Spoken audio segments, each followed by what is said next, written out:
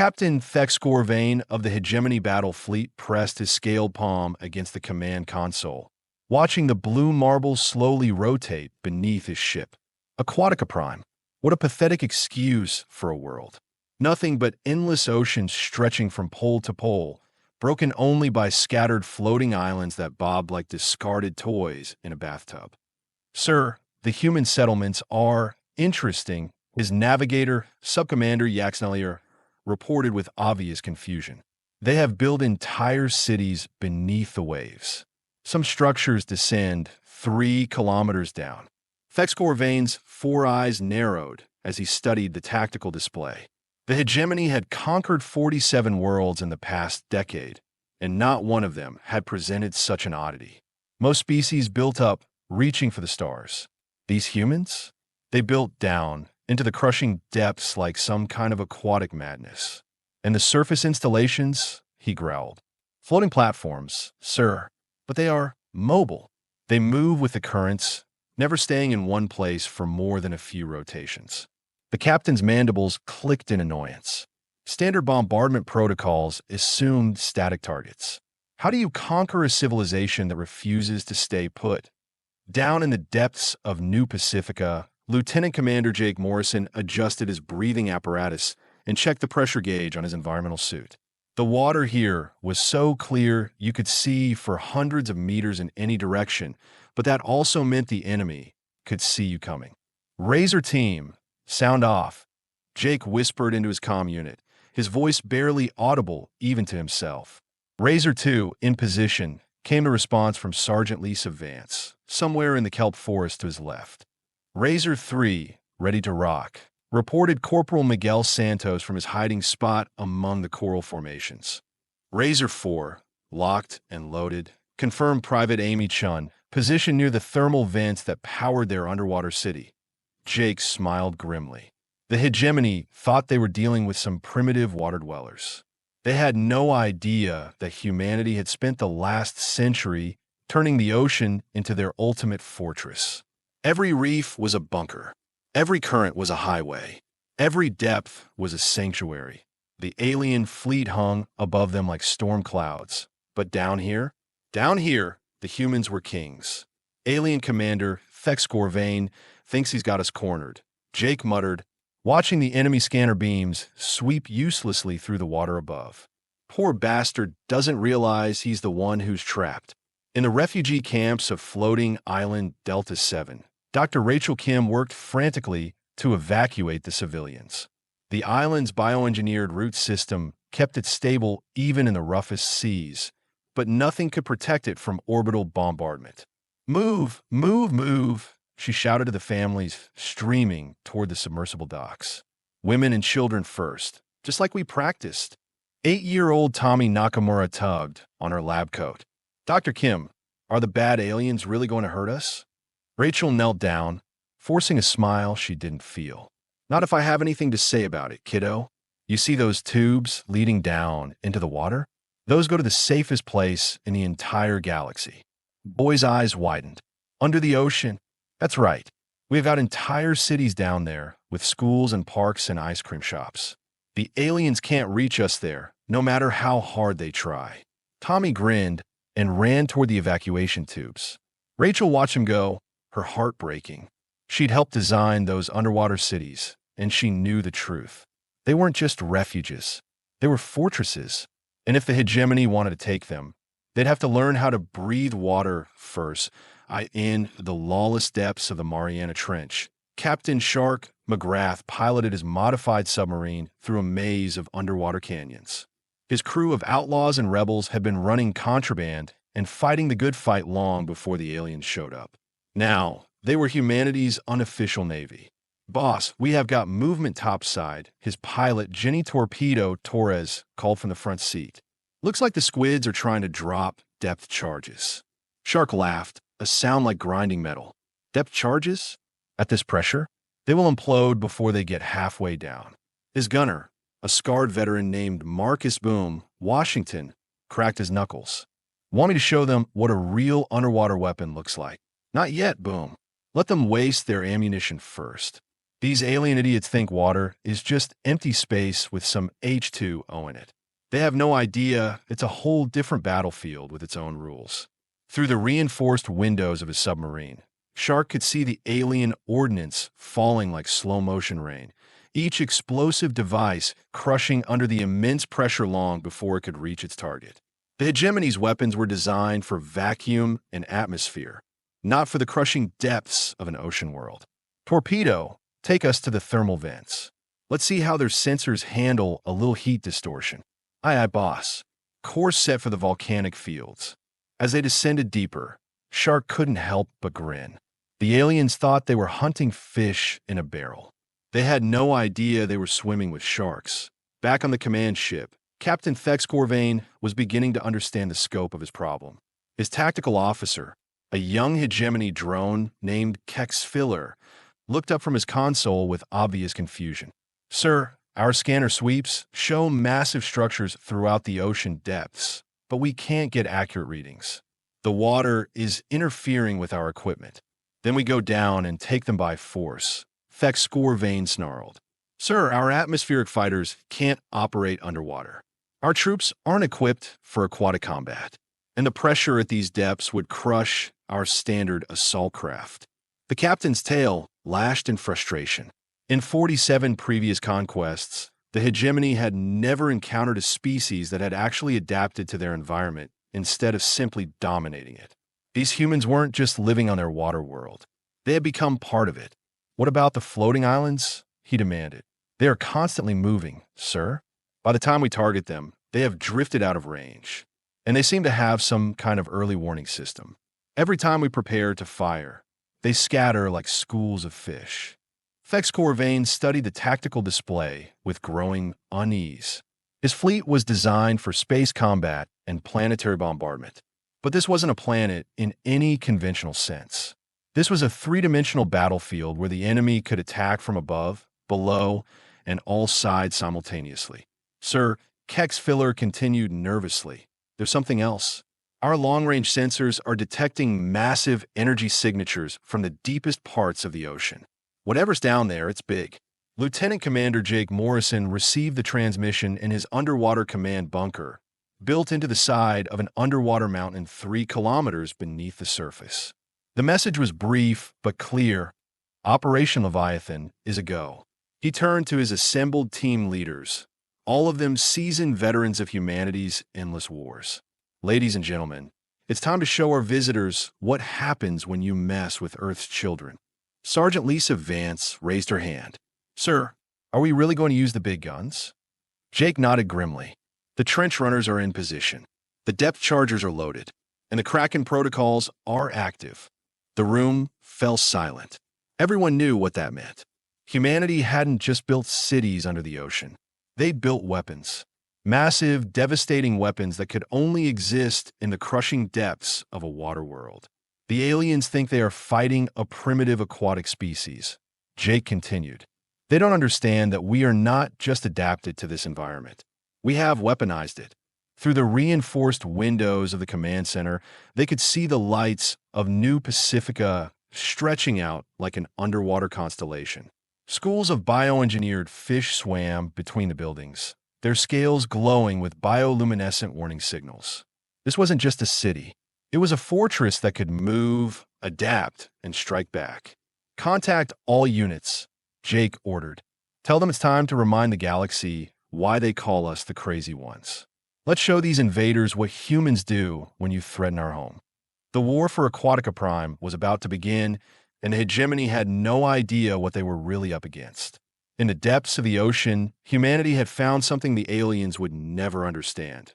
The perfect fusion of adaptation and defiance.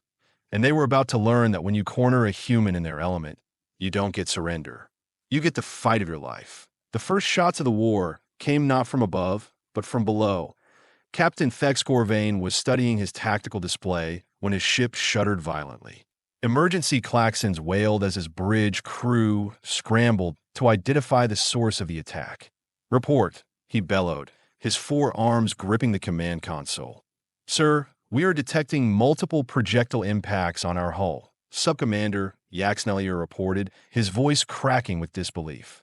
but they're coming from the ocean's surface. Impossible. Our sensors show no hostile craft in the area. Sir, the projectiles appear to be water. Fex Corvain's mandibles clicked rapidly, a sign of extreme agitation. Water doesn't travel through vacuum, you fool. No, sir, but it does when it's been accelerated to near-relativistic speeds by underwater mass drivers. On the main screen, the tactical display showed the impossible. Columns of water shooting up from the ocean depths like liquid spears, breaching the atmosphere and striking his fleet with the force of kinetic bombardment. The humans had turned their entire ocean into a weapon point 3 kilometers below the surface. Lieutenant Commander Jake Morrison watched the mass driver batteries fire in sequence. Each weapon was built into the ocean floor itself, using geothermal energy to accelerate massive volumes of water at incredible velocities. Target acquisition confirmed on Hegemony Cruiser 7, reported Sergeant Lisa Vance from the fire control station.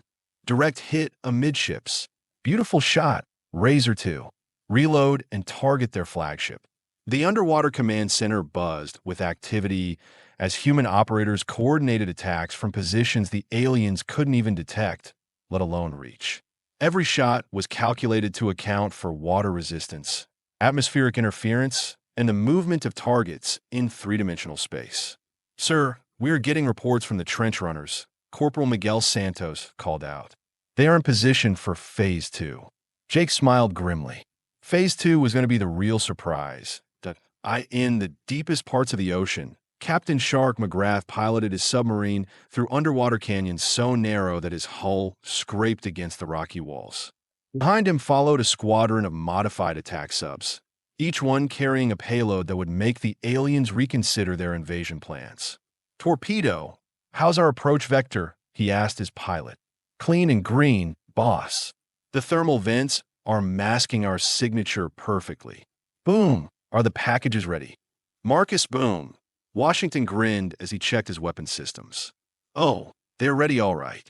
Question is, are the squids ready for what we are about to deliver?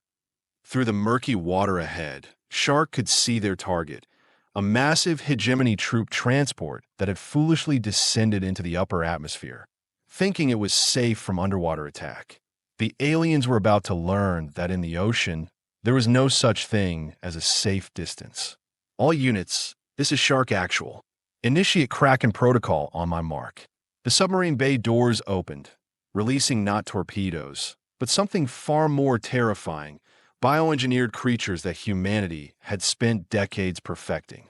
Giant squid with cybernetic enhancements, their tentacles lined with explosive charges and their brains linked to human operators. Mark, the Kraken launched. Captain Fex Corvain watched in horror as massive tentacled creatures erupted from the ocean depths, their bodies easily 50 meters long and moving with impossible speed through the water. But that wasn't the worst part. The worst part was when they breached the surface and continued flying through space, propelled by some kind of biomechanical thruster system. Sir, those things, they are heading directly for transport ship Kexnaller, his tactical officer reported, his voice barely a whisper. Evasive action. All ships, evasive action. But it was too late. The first Kraken wrapped its enhanced tentacles around the transport ship, and the explosions that followed lit up the night sky like a second sun. The creature's cybernetic brain calculated the precise points of structural weakness, detonating its charges in a sequence that tore the massive vessel apart from the outside in. How is this possible? Fex Corvain demanded. How are they launching biological weapons from underwater? Sir, I think they have militarized their entire ecosystem. Dr. Rachel Kim monitored the battle from the safety of New Pacifica's deepest levels, where the pressure was so intense that even specialized hegemony equipment would be crushed instantly. Around her, families of refugees watched through reinforced windows as the war raged far above their heads. Dr. Kim, young Tommy Nakamura asked, pressing his face against the transparent aluminum, "Are we winning?" Rachel smiled, watching as another wave of Kraken broke the surface and engaged the alien fleet. Tommy, let me tell you something about humans. We don't just adapt to our environment. We make it part of us. She pointed to the massive structures visible in the distance, bioengineered coral reefs that served as both habitat and fortress. See those? They're not just buildings. They are living organisms that we have partnered with. The ocean isn't just our home. It's our ally. A brilliant flash illuminated the water as another alien ship fell victim to humanity's aquatic arsenal. The boy's eyes widened with wonder and excitement. So the fish are fighting with us. The fish, the whales, the coral, even the bacteria. We have spent 100 years learning to work with this world instead of against it. The aliens think they are fighting humans. They are actually fighting an entire planet. Back on the Hegemony flagship, the situation had gone from bad to catastrophic. Captain Thexcorvain's fleet was being systematically destroyed by weapons they couldn't counter, launched from positions they couldn't reach, by creatures they couldn't understand. Sir, we have lost 6 ships and counting, Subcommander Yaxnelier reported. Shall I order a retreat? Retreat? From a water world? Thexcorvain's pride warred with his tactical sense. Deploy the atmospheric processors. If we can't conquer this world, we will drain it. Sir, the atmospheric processors are designed for gas giant harvesting. Using them on a water world could destabilize the planetary ecosystem. Then we will build a new one. Without oceans. It was a desperate gambit, but Thexcorvain was out of options. The massive machines descended from orbit, their intake valves opening to begin the process of atmospheric extraction. If successful, they would literally suck the water from the planet's surface, leaving the humans with nowhere to hide. Lieutenant Commander Jake Morrison watched the alien atmospheric processors deploy with grim satisfaction. They're doing exactly what we hoped they'd do. Sir, Sergeant Lisa Vance looked confused. They're trying to drain our oceans. And in doing so, they're going to learn the most important lesson in human warfare. Never give us a bigger target. Jake activated the final phase of Operation Leviathan. Deep beneath the ocean floor, humanity's greatest secret began to stir. For decades, they've been building something in the planet's mantle itself, using geothermal energy and pressurized water to create a weapon of unprecedented scale. All stations, prepare for Tsunami Protocol. The ocean floor erupted. Captain Shark McGrath felt the tremor through his submarine's hull and grinned like his namesake. Hold on to something, people. This is about to get interesting. The seafloor cracked open along carefully calculated fault lines, releasing pressure that had been building for years. But this wasn't a natural earthquake. This was controlled demolition on a planetary scale. Massive geysers of superheated water shot toward the surface, carrying with them payloads of mineral-rich sediment that had been weaponized into kinetic projectiles. The atmospheric processors, designed to handle gas extraction, were completely unprepared for the torrent of high-pressure liquid and debris that slammed into them. Boom! Tell me you're getting this on camera, Shark called to his gunner. Oh, I'm getting it all right. The squid's fancy machines are getting ripped apart like paper in a hurricane. Through the chaos of erupting water and failing alien technology, Shark could see the bigger picture. The humans hadn't just defended their world. They'd turned it into a weapon of mass destruction. On the Hegemony flagship, alarms screamed as debris from the destroyed atmospheric processors rained down on the fleet. Captain Thexcorvain watched his invasion force disintegrate in real time, crushed between attacks from below and falling wreckage from above. Sir, we have lost all atmospheric processors, Kexfiller reported. The water geysers are interfering with our navigation systems. We are effectively blind. What about ground forces? Sir, we can't deploy ground forces to a planet that's entirely covered in water. Our troops would drown before they could establish a beachhead. Thexcorvain stared at the tactical display, finally understanding the full scope of his defeat. The humans hadn't just built cities underwater. They'd created a form of civilization that was completely immune to conventional warfare. You couldn't bomb what you couldn't see. You couldn't invade what you couldn't reach.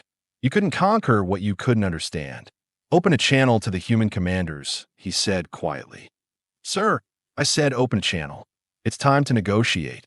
Lieutenant Commander Jake Morrison received the alien surrender request in his underwater command center, surrounded by the lights of humanity's aquatic civilization. Through the reinforced windows, he could see schools of enhanced dolphins carrying messages between different city sectors, their cybernetic implants glowing softly in the dark water. "Sir, shall I accept their surrender?" Sergeant Lisa Vance asked. Jake considered for a moment, watching as repair crews of genetically modified octopi worked to fix minor damage to the city's outer hull. "Tell them we will negotiate, but only if they are willing to come down here to talk. Sir, they can't survive at these depths. Then they'd better learn. If they want to deal with humans, they need to understand that we do things our way, in our element." The message was clear. Humanity didn't just live on this water world. They were part of it. And if the galaxy wanted to deal with them, it would have to accept that the rules of engagement had fundamentally changed. Dr. Rachel Kim stood with Tommy Nakamura and the other refugees as they watched the alien fleet retreating through the transparent dome above New Pacifica. The boy looked up at her with curious eyes. "Dr. Kim, why did the aliens give up?" Rachel smiled, watching as a pod of whales swam past their window, their song echoing through the water in frequencies that carried human communications across vast distances. "Because, Tommy, they made the same mistake that lots of people make. They thought that because we adapted to our environment, we were weak. They didn't understand that adaptation isn't surrender. It's evolution." She pointed to the thriving city around them, where humans worked alongside creatures of the deep in perfect harmony. "We didn't conquer this world, kiddo. We joined it. And together, we are stronger than any force in the galaxy." The boy nodded seriously, then grinned. "So we are like superfish." "Something like that. Superfish with really big teeth." As the last of the alien ships disappeared into the void, the ocean world of Aquatica Prime settled back into its natural rhythm. But now, the galaxy knew the truth. Humanity had found its element, and in the depths of the ocean, they were unstoppable. The age of aquatic warfare had begun, and the humans were writing the rules 3 months after the hegemony's humiliating retreat. Captain Thex Gorvain found himself in the most unlikely position of his military career, sitting in a pressurized diplomatic chamber 3 kilometers beneath the surface of Aquatica Prime, surrounded by humans who breathed water as easily as air. The negotiations had been educational. "So let me understand this correctly," Thex Gorvain said, his translator struggling with the concept he was trying to grasp. "You have invited other species to join your, what do you call it?" "The Oceanic Alliance," replied Admiral Janet Pike, formerly Lieutenant Commander Jake Morrison's superior officer. Her gills fluttered slightly as she spoke, a modification that allowed her to communicate while fully submerged. "We are not interested in conquest, Captain. We are interested in cooperation." Through the chamber's transparent walls, Thex Gorvain could see representatives from a dozen different species, all of them wearing advanced breathing apparatus that allowed them to participate in humanity's underwater civilization. The Aquarians had sent their best diplomats. The Cetacean Collective had arrived in biomechanical whale ships. Even the notoriously isolationist deep dwellers had emerged from their trench cities to join the discussions. "But why?" Thex Gorvain asked. "You defeated us. You could have destroyed our entire fleet. Why offer us partnership instead of demanding tribute?" Admiral Pike smiled, expression made somewhat eerie by her aquatic modifications. "Because, Captain, we learned something important during our centuries on this world. The ocean doesn't belong to any one species. It belongs to everyone willing to respect it." In the bioengineering labs of New Pacifica, Dr. Rachel Kim worked alongside her newest colleague, Zephyr 9, a former hegemony scientist whose natural aquatic adaptations made him invaluable to their research programs. "The symbiotic relationship between your species and these coral organisms is fascinating," Zephyr 9 bubbled through his translator. "On my homeworld, we simply harvested such creatures. We never considered partnership." Rachel nodded, watching as a section of living coral grew around a titanium framework, creating a structure that was both building and organism. "That's the difference between exploitation and evolution. We don't take from the ocean. We give to it, and it gives back." She gestured to the massive reef cities visible through the laboratory windows. "Every building you see is alive. Every street is a current. Every room is an ecosystem. We are not living on this planet. We are living with it. Zephyr-9's gill slits fluttered with what Rachel had learned to recognize as excitement. My people have spent generations strip mining worlds for resources. But this is sustainable, renewable. It could continue forever. That's the idea. And now that word is spreading through the galaxy, we are getting visitors from species who want to learn our methods. Indeed, the orbital traffic around Aquatica Prime had increased tenfold since the failed invasion. Scientific expeditions, diplomatic missions, and trade delegations arrived daily, all seeking to understand how humanity had achieved something the galaxy had never seen: true harmony with their environment.